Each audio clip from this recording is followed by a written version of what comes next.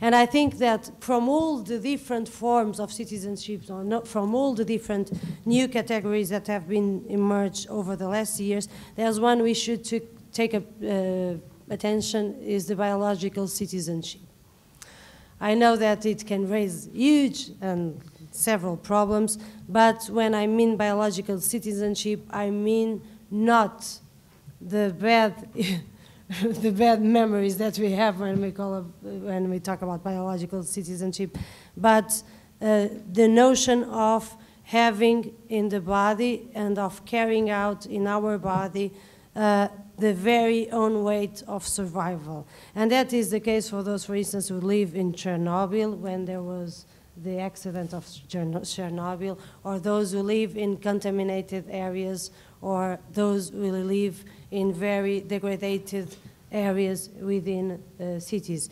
I think it's important because then the marks of the body, the marks which are registered of the body, may become part of a political process, and also they become a means of government as well, as they are part of the creation of collectives where the inequalities are inscribed in the very own bodies of the populations, so they can use it as a way to fight for their rights. And finally, we have also to consider the insurgent citizenship, which is the right to have rights, which is not even more considered, it's not even considered anymore.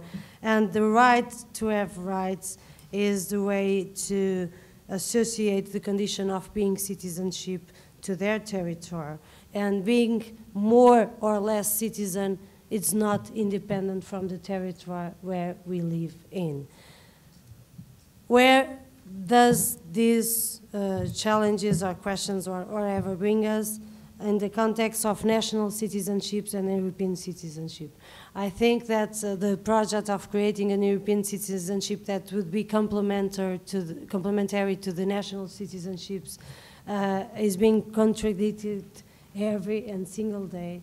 And we have several treatments granting several rights to European citizens. The right which supposedly would be complementary to the national rights of citizenship through the European citizenship, which is the fundamental right of circulation and of living in the European space without any kind of link to a labor contract. It's in front of our eyes what happened just here in France with Romanian citizens and Bulgarian citizens. We create a fundamental right, and then we are always open to create as many exceptions as we need in order to put our policies into practice. And also the right of electing and being elected is only true for those who are already European citizens, not for those who live in the European space, which is also a defeat. And now with the Lisbon Treaty, I think we have the major contradictions, which is that it is told to us that we keep all the rights that we have at European scale as complementary rights, but not only those rights, but even broader rights. And these rights are based in three principles: the principle of democratic equality, the principle of participatory democracy, and the third principle of the political initiative of citizens. I think that Marie-Christine may talk about that for several hours without stopping, as we can. I think it's a good principle, but with several and major problems. And for the others, the principle of participatory democracy and democratic equality, I excuse myself to make additional comments, just to say that I don't think that European citizenship in the model that it was designed and it was put into practice broader the concept of citizenship, rather it shrinked the concept of citizenship. It brought it again to the link of nationality, which should be given up for several years ago, but it reinforces at the European level, the differences between nationalities and the concept of nationality.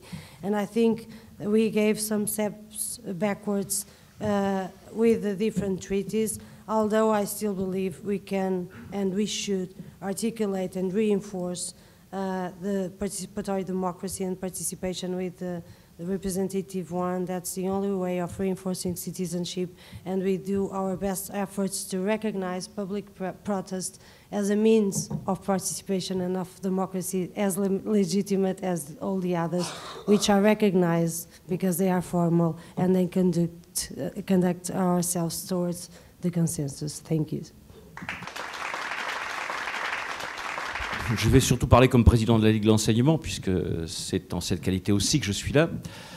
Ligue de l'enseignement qui a cette particularité d'avoir été fondée sur le constat d'une exigence de citoyenneté dans une période qui était particulièrement difficile, qui était le Second Empire, puisqu'elle est née en 1866, du constat fait par Jean Massé de ce qu'on avait consenti le suffrage universel, masculin certes, simplement, en 1848, et que le peuple auquel on avait donné le suffrage universel s'était empressé de voter pour un président bonapartiste et pour une assemblée monarchiste.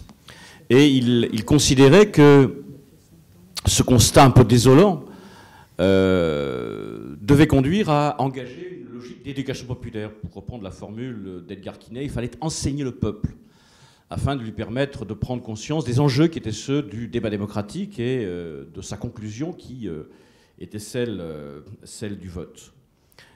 Nous ne sommes pas dans la même situation aujourd'hui, fort heureusement.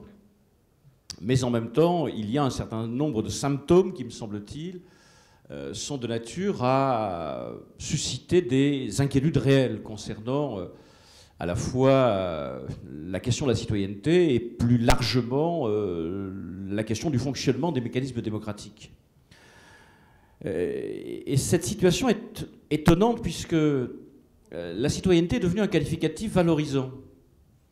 Tout est citoyen aujourd'hui. Les cafés sont citoyens. J'ai cru comprendre que les entreprises pouvaient être citoyennes également. Et on pourrait décliner le nombre de concepts que l'on charge d'une valeur positive en indiquant qu'ils sont citoyens. Je pense qu'il faut ramener la citoyenneté à ce qu'elle est véritablement. À la fois un statut, vraisemblablement des valeurs, et je le pense une attitude. Alors un statut, je n'entre pas dans le détail, ça a sûrement été largement débattu, c'est le droit de vote, alors avec des questions aujourd'hui qui sont importantes, qui tiennent notamment à l'ancrage du droit de vote sur la nationalité. Le lien entre citoyenneté et nationalité mérite, je pense, d'être interrogé, mais il s'est jusqu'à présent construit ce droit à la citoyenneté, ce droit de vote, sur le principe de la nationalité. Dans ce statut figurent également des libertés. Les libertés, dirais-je. La plupart des libertés, comme la liberté d'expression, d'information, d'éducation. C'est une liberté publique, le droit à l'éducation. C'est une exigence qui s'impose à l'État, mais c'est aussi une liberté publique pour l'ensemble des citoyens. Des valeurs, c'est pour l'essentiel les grandes valeurs républicaines auxquelles on peut adjoindre la laïcité. Et enfin, c'est une attitude, alors une attitude qui est, à mon sens, double. Une attitude de la part des citoyens faite de lucidité, d'esprit critique, conséquence de l'éducation qui leur est donnée et qu'ils se donnent eux-mêmes dans le cadre d'une logique d'éducation populaire. Et une attitude également du côté des gouvernants, si on admet que la démocratie a une dimension représentative, faite d'une forme de morale, faite d'une forme de culture. Enfin, je vous dessine en creux aujourd'hui un petit peu du côté de ce que sont les représentants, l'image de ce qu'est la République sarkozienne. Elle est tout sauf une République cultivée, une République décente, une République morale. Son rapport à l'argent, son rapport à l'invective, son rapport au conditionnement des médias est démonstratif du fait qu'on est dans quelque chose qui aujourd'hui relève d'une attitude qui, me semble-t-il, du côté des représentants, est antithétique avec l'idée même de démocratie. Alors c'est pas vrai qu'en France, hein, c'est vrai en Italie, c'est vrai dans d'autres univers où l'on pratique ce qu'il est convenu d'appeler le populisme. D'autant que de la part des gouvernants, j'ai le sentiment aujourd'hui que plus que d'éduquer le peuple, on cherche à le rendre semblable à ce que l'on souhaite. avec la volonté d'aller vers ce qu'on pourrait appeler une démocratie de consentement, une démocratie consentante qui n'est plus vraiment représentative, qui n'est plus vraiment délibérative, qui est une démocratie dans le cadre de laquelle le peuple doit se conformer à ce que ceux qui vont le gouverner estiment qu'il doit être. Et je donnerai un simple petit exemple qui m'a un petit peu irrité tout récemment. Vous avez sûrement entendu parler de monsieur Jean-Marie Bockel, qui jadis se disait socialiste et qui naguère fut sous-ministre. Et dans une phase ultime de son activité ministérielle, lui a été commandé un rapport sur la violence, notamment dans les quartiers et dans l'espace scolaire. Il y a une formule que je trouve étonnante dans son rapport, puisqu'il essaie de trouver ou d'identifier les moyens qui permettent finalement, dit-il, d'arracher les citoyens à la rue, ce qui déjà est intéressant, puisque on peut arracher aussi les manifestants à la rue, on peut arracher tout le monde. La rue est un espace au sein duquel on peut aussi avoir des pratiques démocratiques, mais il veut arracher les pauvres citoyens à la rue, et il avance deux préconisations. Enfin, deux préconisations jumelles. Il dit qu'il faut aller en direction d'une éducation aux valeurs républicaines et à la religion. J'avais le sentiment de trouver là un écho du discours du Latran, avec cette sorte d'alternative entre l'instituteur et le curé, dont on ne sait pas. Enfin, Sarkozy disait que l'un avait plus de vertu que l'autre. Dans l'esprit de Bockel, c'est peut-être un vieux souvenir de ce qu'il a été antérieurement, il met la balance un petit peu égale, en mettant d'abord les valeurs républicaines et, en second lieu, les valeurs religieuses. Alors, qu'est-ce qui explique aujourd'hui que, finalement, les réactions restent relativement modestes face à ce qui relève souvent de l'inacceptable? C'est lié, me semble-t-il, d'une part au fait que, oui, on assiste à l'apparition de cette démocratie consentante, au fait qu'on parle moins du peuple que de l'opinion, que l'on mesure, que l'on travaille, que l'on instrumentalise. J'ai le sentiment qu'on a d'un côté une maladie de langueur qui fait que les citoyens viennent souvent se désintéresser des instruments qui sont les leurs afin de prévaloir leur point de vue, et du fait également qu'on assiste à un certain nombre d'appropriations ou d'expropriations de la parole démocratique. Alors je le citerai très rapidement. On pourrait sur chacune de ces expropriations avoir un débat, puisqu'il peut y avoir, je pense, des désaccords. Incontestablement, il y a une expropriation par les experts. Le fait qu'aujourd'hui, on considère que c'est la détention d'un savoir préconstruit qui serait de nature à donner l'aptitude à dire la vérité. Et vous les connaissez. L'exemple caricatural, c'est Minck, ou à la limite Attali. Enfin, c'est lorsqu'une question se pose, on leur demande la réponse qu'il convient d'apporter. Deuxième expropriation, c'est celle opérée par les médias. Alors, il ne s'agit pas de jeter la pierre aux médias. Je me méfie là aussi de l'idée que les médias seraient chargés de tous les maux. Reste que, aujourd'hui, on a un phénomène d'uniformisation des médias. Je ne dis pas que tous sont des chiens de garde, comme le dit Serge Halimi, mais la logique du chien de garde, quand même, tente à se développer aujourd'hui. Certains, d'ailleurs, ont fait repentance pour devenir les chiens de garde. Enfin, l'exemple de Philippe Val est quand même, me semble-t-il, significatif. Autre expropriation, c'est celle que l'on pourrait considérer comme ayant comme responsables les élus. Dans cette enceinte, le terme résonnera avec la naissance d'une classe politique, au sens presque marxien du terme. Une classe politique qui a ses codes, ses habitudes, qui s'inscrit dans une logique de professionnalisation progressive et qui donc a quelque tendance à se sentir d'une nature différente de ceux sur lesquels elle va exercer son pouvoir.